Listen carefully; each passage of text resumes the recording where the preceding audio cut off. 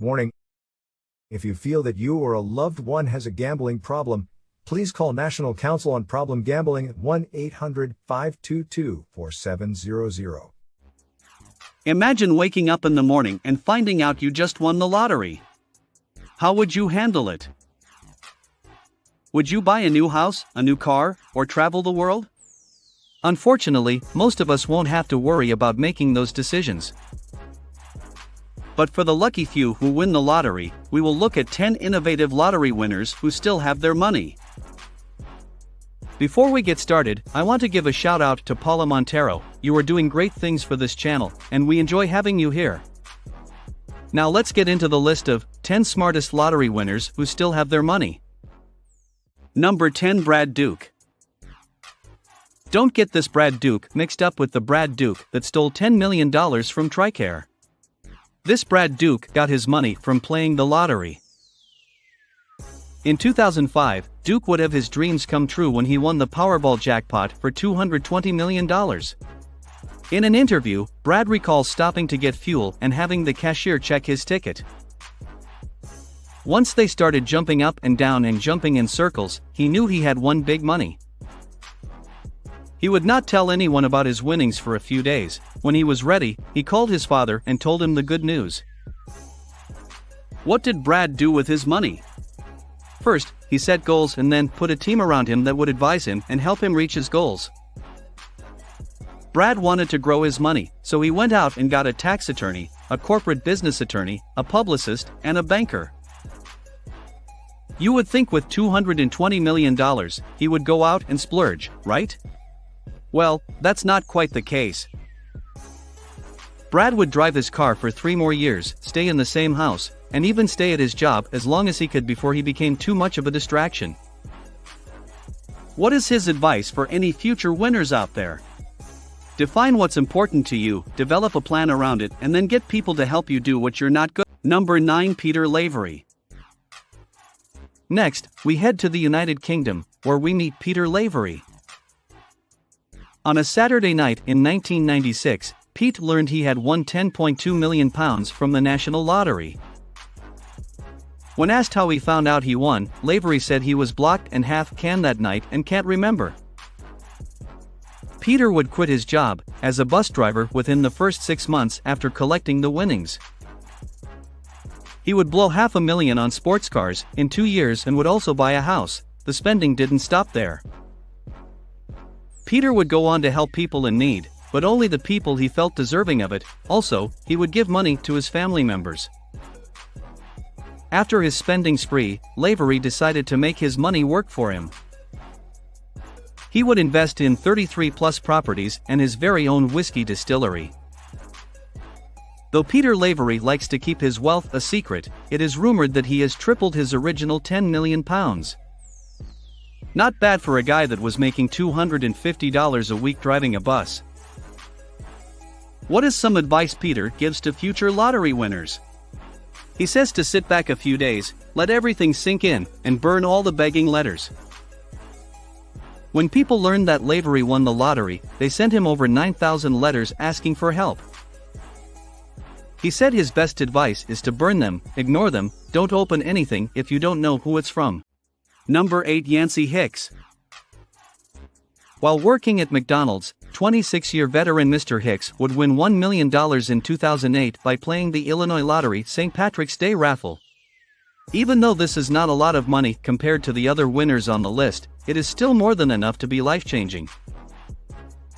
How did Mr. Hicks find out he was a winner?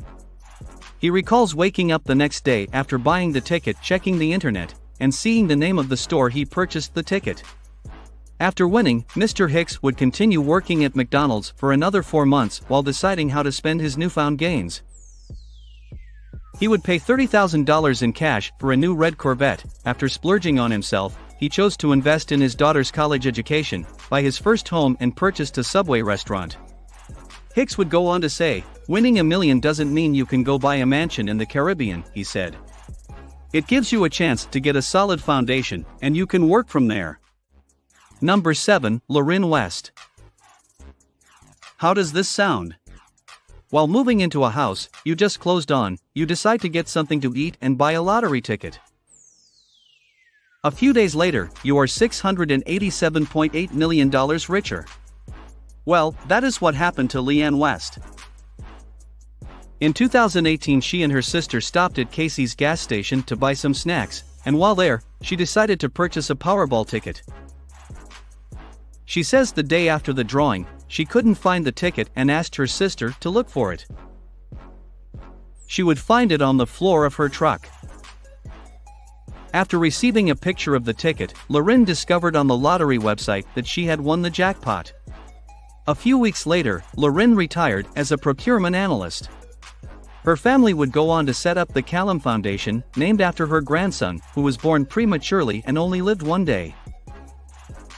The foundation's goals are to help with poverty and hunger and encourage education, animal welfare, and help for veterans.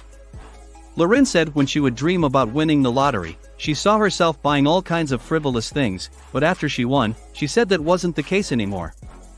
Once you have won and realize the responsibility and the impact you can make, all frivolity goes out the window. Number 6. Jason Frye. In 2008, just 3 days before Christmas, Jason Frye's world would change forever. Frye tells the story of how he worked 3 jobs, faced bankruptcy, expected his second child, and marriage on the brink. It is no surprise that $47 million came at the right time. I never really played, but my buddy went to the store to get some tickets while we were working, and I told him to get me some, Jason said. Jason would split the winnings with the co-worker who bought the tickets and gave his ex-wife a significant amount. After that, he would buy a few little things like a boat, a Shelby Mustang, an Escalade, a motorcycle, and a house in Fort Myers. Once he was done with his spending spree, Mr. Frye would turn his sights onto investing. He would invest in a golf driving range and decided to open a Batteries Plus store in Fort Myers. After opening 3 more stores in Bonita Springs, Cape Coral, and Naples, Jason decided to open a Mona Lisa restaurant in Fort Myers, Cape Coral, and one near the airport. What is his advice for anyone who falls into a large sum of money? Get an attorney and accountant you can trust and loan money wisely. Many people asked to borrow money, especially when I won during the recession. People I knew lost their houses and their jobs. They would tell me their sob stories and ask for help, Frye said. The money can go quickly if you don't invest wisely and don't know what you're doing. Number 5. Sue Herdman. Do you believe someone can read your future? Well, according to Sue Herdman, that is precisely what happened. While at work as a hairdresser, one of her clients offered to read her tarot cards. After reading the cards, her client said, "You'd best get a lottery ticket because it looks like you're going to win the lottery." Sue bought a ticket, and that Saturday night, she won the lottery, as the card said. Just like that, Sue was £7,500,000 richer. I was cooking tea and heard Dale Winton's voice in the next room. So I ran through, and I pressed pause. I went back into the kitchen and got my spaghetti carbonara to eat on my lap. As I looked up at the numbers frozen on the screen, I started shaking, said Sue. Sue worked at the hair salon for another 6 months before moving to a pig farm with her boyfriend to run his family business. She would splurge on a large motorhome and treat her sisters and parents to holidays and cars, otherwise, she has lived an everyday life. I'm not a first-class flight girl, I just don't waste it. I'm not a designer girl. I still shop in Primark or second-hand charity shops, she adds. I smell of pigs most of the time. The money hasn't changed me. Even though there was no mention of investing, I believe she will have her money for a long time with an attitude and awareness like that.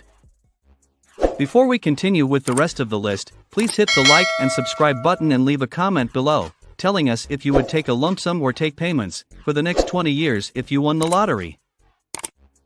Number 4. Neil Wanless. Neil Wanless and his family struggled to make ends meet when the 23-year-old decided to play $15 worth of Powerball tickets and won $232.1 million. Before winning, the Wanless home was repossessed by the bank, forcing Neil, his parents, and his brother to move in together in a camper. Neil was at a local convenience store getting gas. Feeling lucky that day, he bought Powerball tickets, and the rest is history. The first thing Neil bought with his winnings was his ranch, and he expanded it from 320 acres to 32 square miles. The next thing he did was keep his promises and repay his neighbors who helped him and his family during their times of struggle. Neil kept working on the ranch, but finally put it up for sale for $41.15 million. The ranch was home to more than 1,600 cows and claves, around 3,000 yearlings, and nearly 1,000 wild horses. This is a true feel-good story. Number 3. Les Robbins. While running errands in Fond du Lac, Wisconsin, in 1993, Les Robbins decided to stop at a local Century store and purchase a Powerball ticket. Later that evening, he would watch the drawing, and when the Powerball 30 came up, he joked that he only won $1. After thinking about it, Mr. Robbins decided to take a closer look at his ticket and put his numbers in order, realizing he had matched every number and won the second highest jackpot at $111 million. Les remembered when he was growing up, his town had a lot of low-cost outdoor activities for the kids to do. Realizing that was not the case in this situation, Les decided to change that. He would launch Camp Winnegator, a 226-acre camp that came with riding stables, a pool, a gym, waterfront access, and a miniature golf course. Les is no longer a school teacher. I consider myself a mentor to kids in any way I can be, whether in the classroom, their personal lives, or on the basketball court, said Les. Number 2. Mark Brudenell. How would you like to follow your favorite celebrity worldwide until you get a chance to meet them? Well, that is precisely what Cheryl Brudenell did. After her husband, Mark, won £1 million in February 1997, Sherry spent $50,000 of the winnings going to Robbie Williams shows worldwide. 40-plus shows later, Cheryl finally met Robbie face-to-face in Las Vegas. How did Mark pick his numbers? I used to work driving chemical tankers, and I came home from Southampton one night and woke up with the numbers in my head, said Mark. His kids tried to talk him out of changing his numbers from the numbers he usually used to play, but Mark said he couldn't get the numbers out of his head. Before the win, Mark worked as a long-distance lorry driver, and Cheryl worked as a manager in a baker's shop. Soon after the win, the couple vacationed in Jamaica with their parents and the children. They would buy a brand new Jaguar XJ Sport for Mark, a 4-bedroom house, and decided to give up their jobs. It took Mark 5 years after winning the lottery before he decided to start his own business. His double glazing business, Allmark, has earned him 10 times more than what he won from the lottery. Sounds like a great investment to me. Number 1. Richard Lustig. If you are an avid lottery player, I am sure you have heard the name, Richard Lustig. For the rest of you, let me introduce him to you. Richard Lustig won the lottery not once, twice, or even 5 times, he won the lottery 7 times. Winning the lottery 7 times, you would think he would have some kind of strategy, right? Well, you would be right. He has a few different methods he used and wrote a book, Learn How to Increase Your Chances of Winning the Lottery, explaining his different strategies. For example, during an interview with ABC News, Lustig explained how one of his methods was to reinvest all of his winnings back into the lottery and use hand-picked sequential numbers using the same numbers repeatedly. Before you run off to buy the book, be warned, many financial experts describe Mr. Lustig's tips as dangerous. Personal finance author Zach Bissonette stated, the odds of winning any lotto prize are low, and Lustig's advice to play sequential numbers is statistically inferior to selecting random numbers for each drawing. Financial journalist Felix Salmon added, given Lustig's habit of using much of his winnings to buy more lotto tickets, it's unclear if he has kept more prize money than he spent on lotto tickets. We will never know because Mr. Lustig never said how much he spent, but you still have to be impressed with winning 7 times. Richard didn't invest his money into a business, but he did make a good amount of money selling his book at $40. Well, there you have it, 10 smart lottery winners who still have their money. Please check out the following video, where we go over 10 lottery winners who lost everything.